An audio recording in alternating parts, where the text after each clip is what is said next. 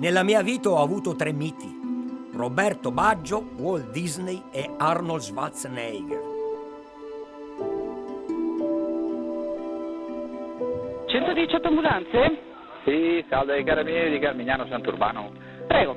Senta, io richiedevo l'intervento di un'ambulanza, abbiamo una persona in escandescenza qua in via Roma a Carmignano Sant'Urbano. E la persona come si chiama? Guerra Mauro. La legge, se Minchia, lui mi spara in culo. Ascolta Mauro, ti stai dicendo delle minchiate adesso, secondo te chi è che ti spara? Dimmi chi è che ti spara. I carabinieri avevano completamente invaso casa. E mi diceva solamente è violento e pericoloso. Ma chi? Gli dicevo, mio figlio, ma che cosa ha fatto? Mi dica che cosa ha fatto. Mi viene ancora magone. C'è un nodo qua che sembra di vederlo.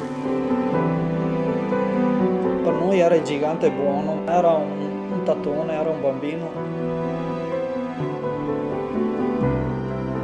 Di fatto non era mai stata disposta da alcun sindaco quella giornata un'ordinanza di TSO. Dov'è l'arma? Arma bianca.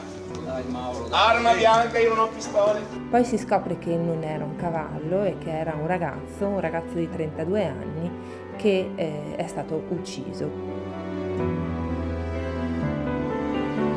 Ossigeno!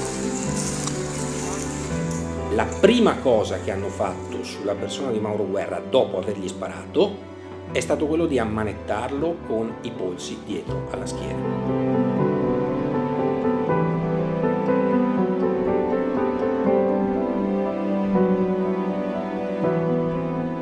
È un omicidio di Stato e siamo contro lo Stato.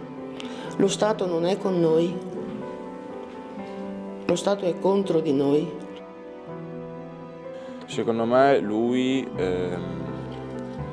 quel giorno aveva paura.